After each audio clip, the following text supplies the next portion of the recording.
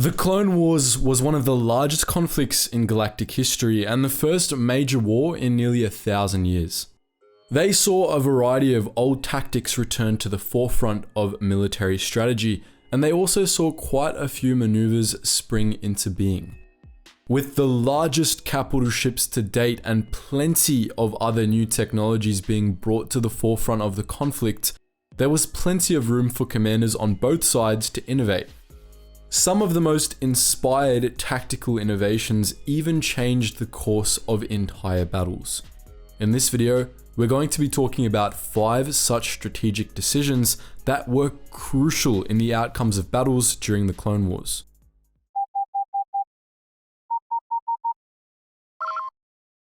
Attention, Sergeant on deck! Taking place in the second half of the Clone Wars, the Battle of Ringo Vinda was a drawn-out siege of a massive space station that encircled an entire planet. On a large scale, the battle was fairly simple. The Republic controlled one half of the space station, the Separatists controlled the other, and each wanted the other's half. But the reality was much more complicated. The space station was fairly linear, greatly limiting the extent to which armies could flank or perform large-scale fancy tactical maneuvers. By and large, both Separatists and the Republic could only really advance and retreat. To compensate, both sides stepped up their tactical game on a small scale. Republic forces under Commander Doom made extensive use of the Z6 rotary cannons and portable blast shields, while the Separatists under Admiral Trench deployed plenty of droidekas and commando droids. Good tactics, all told, but there was one quick bit of genius that ended up tipping the battle in the Confederacy's favor. As you all undoubtedly know, the Republic was doing well for a while and came close to capturing Trench's command center when Clone Trooper Tup unexpectedly executed Order 66 due to a faulty inhibitor chip. But it was the specific way in which Trench responded to this that saved the battle for the Confederacy. He capitalized on the death of General Tipler by sending a wall of droidekas with a wall of jetpack-equipped super battle droids coming in behind it. The droidekas were a bit of a no-brainer, but it's the use of a wall of aerial units to double up on the suppressive fire that earns Trench a spot on this list. It was a brief maneuver, but the use of double-decker battle droids was both unique and clever. As a quick side note, it was never exactly confirmed which side won the Battle of Ringo Vinda, but since the Republic was forced to retreat after losing a general, and we see the 501st back on Coruscant just a few days after that loss of momentum, we think it's safe to assume that Trench won. Either way, he at least saved that particular part of the battle for the Confederacy. The Battle of Lola Seiyu started and ended quickly, as the whole thing was just a diversion for a squad of Republic gunships to slip past a Separatist blockade to extract a team on the planet's surface. Slipping past that blockade was no simple task, even with 3 Jedi pilots leading the charge. To make things a bit easier, the Jedi brought Admiral Coburn and a fleet with them, intending to distract the Separatists while they rushed the blockade.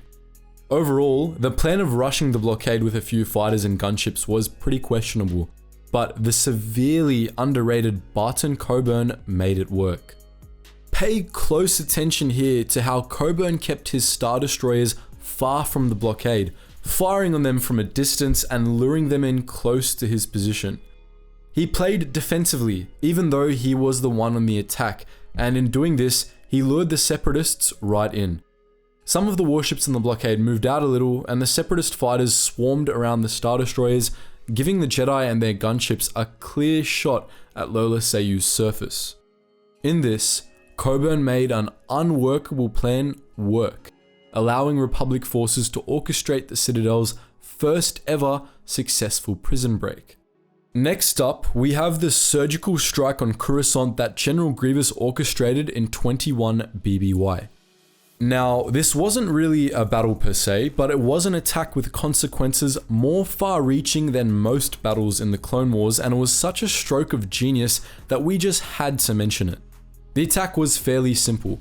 Grievous sent a team of specialized demolition droids to Coruscant disguised as sweeper droids, who got past the Coruscant Guard, transformed into bombs, and blew up one of Coruscant's primary power plants, causing blackouts and mass panic across the entire planet.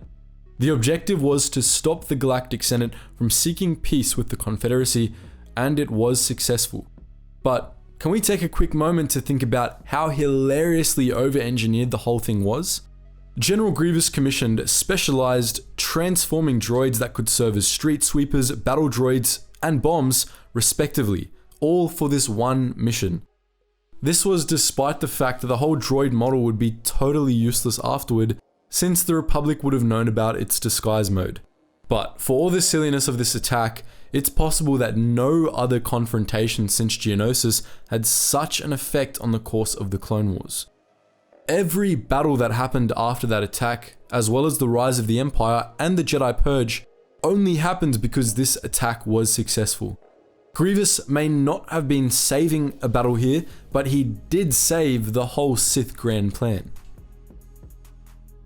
Next up, we have two maneuvers from the early stages of the Battle of Ryloth. In that battle, Republic forces were up against an oddly tiny blockade of a battleship and 6 cruisers, but they only had 3 Star Destroyers to break it with, and so they were at a serious disadvantage. One of those Star Destroyers was destroyed in the first assault, in which the Republic attack was repulsed, leaving the Republic with just 2 Star Destroyers, one of which was badly damaged. Anakin Skywalker pulled our first inspired move here, using the damaged Star Destroyer to ram the battleship after a false surrender, committing serious war crimes in the process. He successfully destroyed the battleship, of course, and since exactly nobody cared about the war crimes, that part of the plan worked out well enough. However, that left Republic forces with just 1 Star Destroyer and some fighters to destroy 6 heavy cruisers with. A seemingly impossible task. But Ahsoka Tano pulled it off anyway with a particularly adept series of clever tactics. To begin, she had her Star Destroyer execute what's called a Marg Sabel maneuver, flipping the ship's underbelly up toward the enemy to soak up the droid's turbo laser fire. This had the intended result of confusing the heck out of the droid commanders on the Separatist cruisers, which Ahsoka exploited to lead bomber runs on the cruisers. Since the main hangar was protected from enemy fire due to the Marg Sabel maneuver, the bombers were able to launch safely, and since most of the blockade's droid fighters had been destroyed with the battleship, the bombers were easily able to tear through the rest of the blockade. In this way, Ahsoka Tano saved the Battle of Ryloth, and against some pretty steep odds. This was the first known instance of the Marg Sabel maneuver, but not the last. Notably, Grand Admiral Thrawn employed it to great effect several decades later.